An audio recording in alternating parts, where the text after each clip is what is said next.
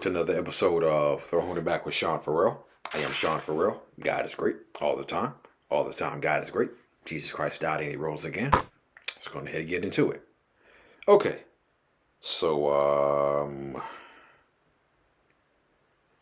there was a lockout that people don't remember. Okay, hold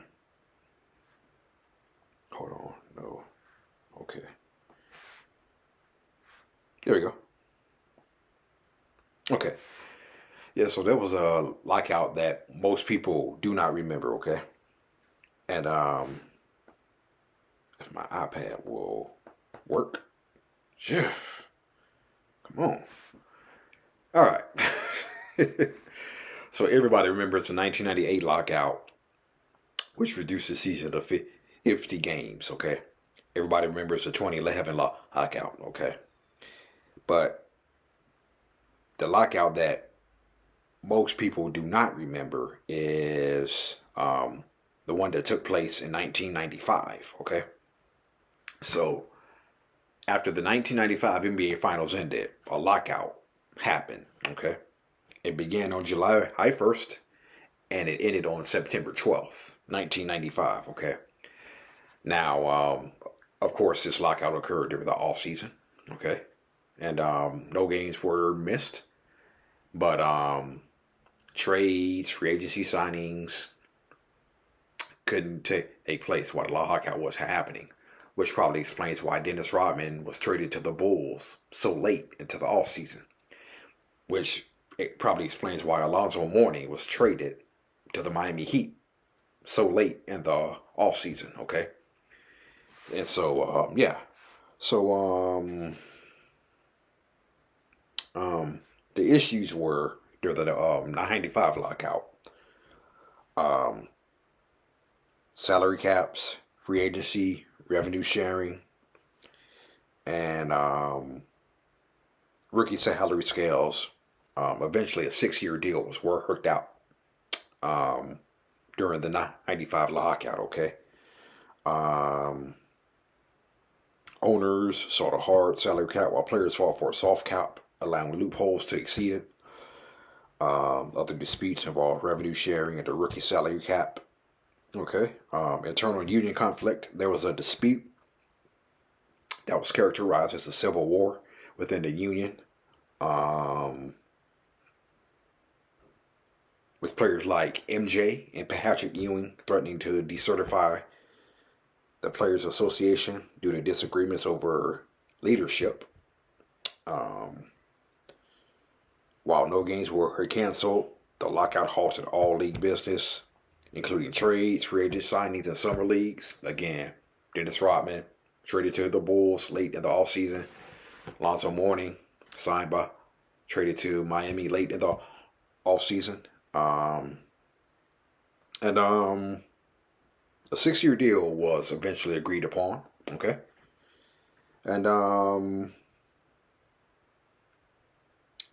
there was another lockout that occurred in 1996, but it lasted for only 2 hours. Okay.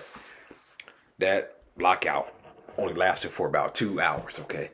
So if that lockout had gone on for a couple of more months, who knows if the Bulls 72-10 season would take place, okay? Who knows if that lockout lasted a few more months, the Bulls 72-10 season takes place, okay? That's a question we will never know the answer to because it did not happen, okay? But it kind of makes you wonder. It kind of makes you wonder, what if that lockout did last for a couple of more months, okay? What if that lockout bled over into the 1996 season, okay? So, it's fun to wonder about it. It's fun to think about, but it never happened, okay? And I think we're all glad that it didn't happen. Kids like me were glad it didn't happen, okay? Anyway, so and actually the Bulls were going for back-to-back 71 seasons, okay? but they had some injuries.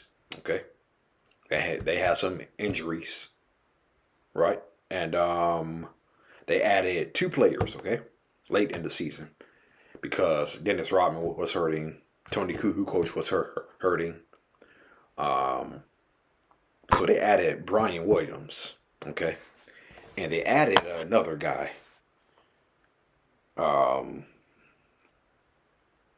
The guy's name was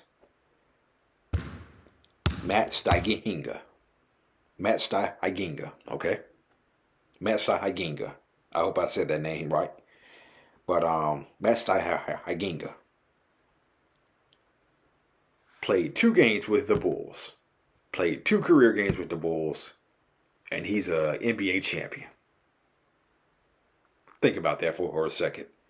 You played 2 career games with the Bulls. And you're an NBA champion. Think about that. Think about that for a second, okay? So, I learned of Matt's adding to the roster while I was watching the Pistons Bulls game. Throwback Pistons Bulls game. Yeah, that's pretty much all I do. I read my Bible, go to church, watch classic NBA games, watch stuff on my mental health. I know. I'm boring, right? Anyway, back to the point, okay? The guy played in 2 career games for the Bulls and is an NBA champion. And he actually had a couple of highlights in his 2 games with the Bulls. Check out this rare footage right here. You know, I asked him tonight, I covered a lot of his games for Matt Steigenga at Michigan State. I said, is it Steigenga as everybody's calling you, or is it Steigenga as we used to call you in Michigan State? He says it's Steigenga. Well, you would think it would be, but the pronunciation that you hear, I mean, it's... Oh, yeah. It doesn't sound anywhere near it. The accent on the pronunciation that most people use is on the 2nd syllable, but Matt says it should be on the 1st syllable. Steigenga. He was a fine player for Judd Heathcote at Michigan State. Stoudemire position on Kerr for that rebound. Long stumbles through the lane. Steigenga the rebound.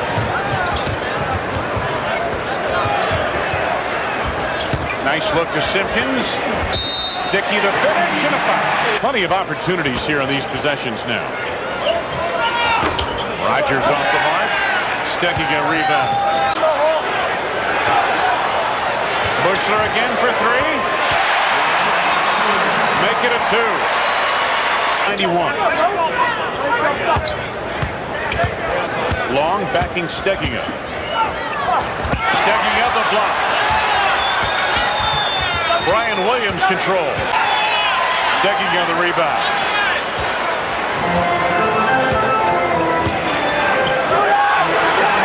For 3, Steigenga. Carlos Rodgers for 3.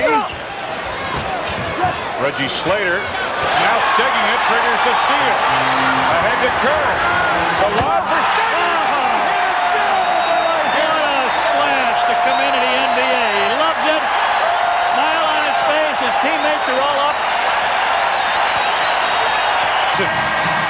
Equaling the 72 Lakers for the best record in NBA history, 2nd best record in NBA history, only to last year's 72 wins by the Bulls. Here is sticking up from Kerr and the right-handed jam. Boy, like they've been working all season together. Watch it again. Steigenga gives it up, gets it back, and the jam. Yeah. Man. You played 2 career games in the NBA. 2 career games in the NBA. And you end up an NBA champion. Oh, man. But yeah. Guy I played two career games with at the Bulls, is an NBA champion, and yeah. I guess he wasn't added to the playoff roster. Okay. Yeah. So but yeah, how many NBA players can come in and say they played two games and they're an NBA champion? Only he can say that. Okay. So, yeah. All right. That's it. And that's all for Throwing It Back with Sean Farrell. I am out of here.